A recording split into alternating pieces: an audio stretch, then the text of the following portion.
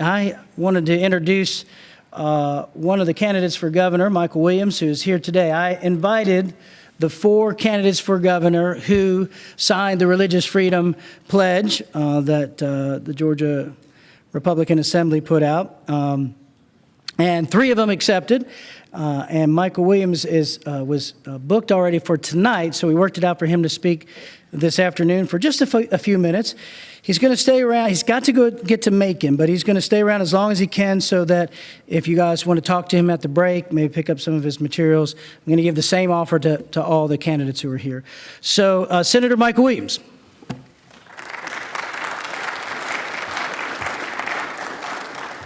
Thank you, Paul. Where's Jameson? Is he in here?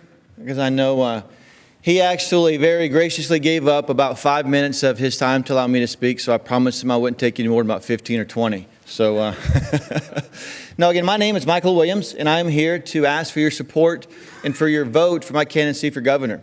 And before I announce my candidacy for governor, I doubt anybody in here had really heard of Michael Williams.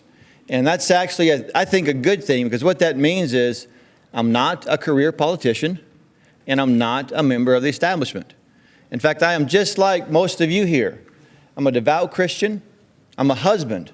I have a beautiful, amazing wife. I've got 4 children.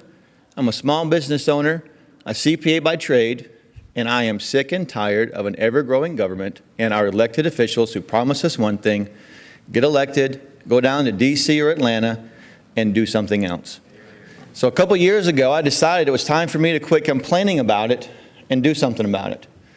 So I ran for the state senate up in Forsyth County, and I didn't know a single soul. I was busy traveling the state as well as Alabama, so I had my businesses, and I was going up against a career establishment senator who's a Republican who had the backing of Casey Cagle, the current lieutenant governor, had the backing of almost every single state senator in the state, as well as big corporate, the Chamber of Commerce, Georgia Chamber of Commerce.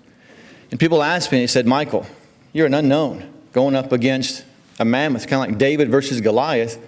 Where do you get the strength to do that? Well, before I decided to run, I'd gone through many of life's challenges. And like many of you, the way I made it through it was on my knees, praying and asking God for strength and for guidance in what I should do. I remember very vividly one time I was praying, and I got this strong impression that I needed to get off the bench and into the game. Well, like God works sometimes, I didn't quite understand what that meant. I was active where I went to church. I was working hard, providing for my family. I was a good father, helping my kids out with school and extracurricular activities. But one day it kind of hit me. I was sitting on the civic bench, watching as our country was being destroyed by the media, the left, and even some of those Republicans.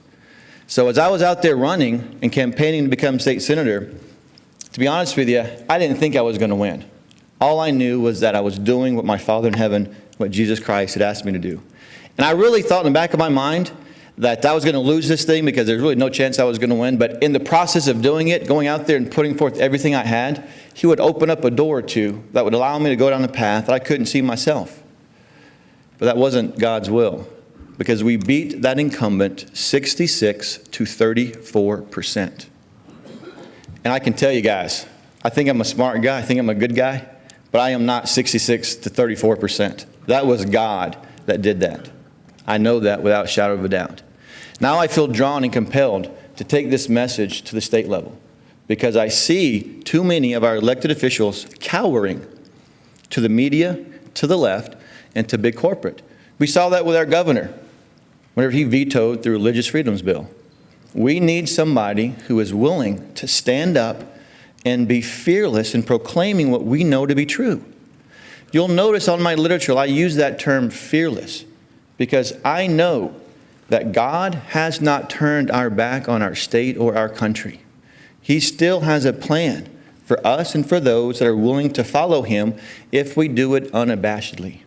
So we need a leader who understands where he gets his strength from, understands what the message is, and is willing to stand up and fight fearlessly for what we all know to be true and right.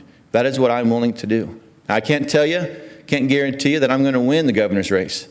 What I can tell you is I'm going to go out there and give it everything I've got, sharing the message of hope, of love, and that Jesus is the Christ.